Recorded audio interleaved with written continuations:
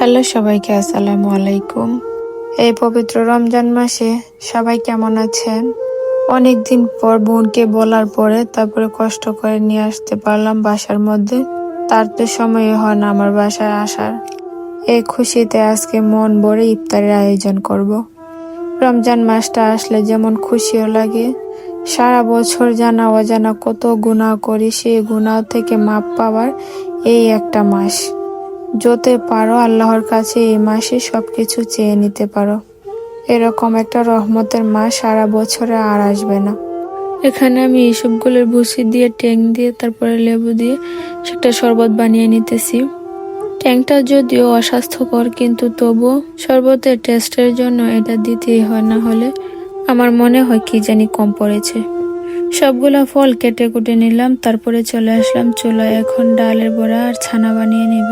তার সাথে রাইসার আব্বু আজকে বাজার থেকে বেগুনি আর আলুর চপ নিয়ে আসবে, যাতে আমার রান্না বান্না করাতে তেমন একটা ভেজাল না হয়। কিন্তু বাজারে অস্বাস্থ্যকর খাবার থেকে আমার নিজের হাতে বানিয়ে যে কোনো রকম নাস্তাই হোক না, মজা বেশি হোক আর কম হোক, আমার নিজের হাতে বানানো খাবারে আমার কাছে মনে হয় পিওর।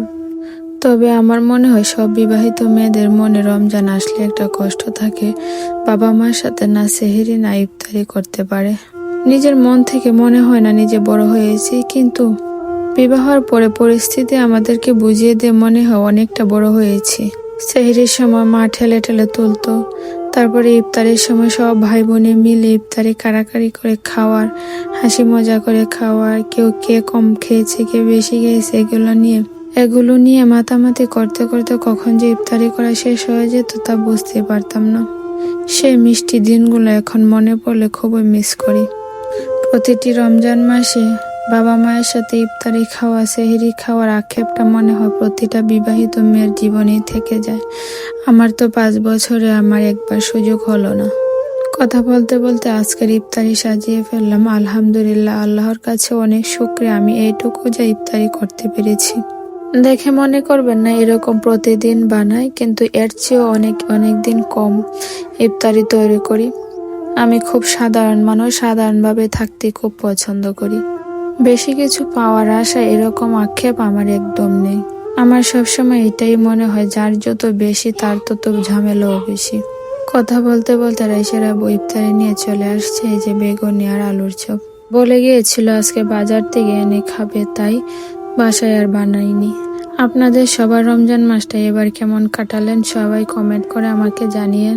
আপনাদের কমেন্ট পড়ার জন্য আমি অপেক্ষায় থাকবো। আল্লাহর রহমতে আজান দিয়ে দিল, এখানে রোজাটা ভাঙলাম।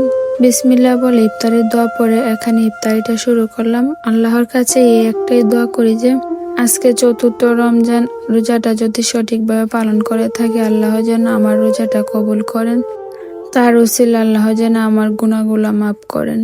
ইফতারিতে যত যাই খাওয়া হোক না কেন, আমার কিন্তু ছোলা মুড়ি খেতে খুবই ভালো লাগে।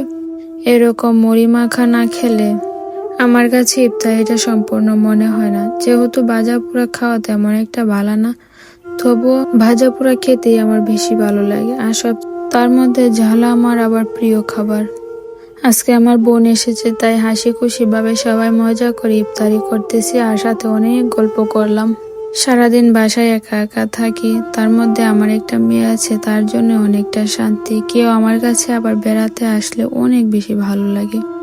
আমার একটা মিষ্টি মেয়ে আছে, তার জন্য সবাই দোয়া করবেন, তার জন্যই আমি এতটা ভালো আছি। এরকম একটা মিষ্টি মেয়ে থাকতে আর কি লাগে। সবাই আমার মেয়ের জন্য দোয়া করবেন। আজকের ভিডিওটা এখানে শেষ করছি। খাওয়া দাওয়ার পরে মাগরিবের নামাজ পড়ে নিলাম। অনেক বেশি ভালো থাকবেন, এই রমজান মাসে অনেক বেশি ইবাদত করবেন। সবাইকে আল্লাহ হাফেজ।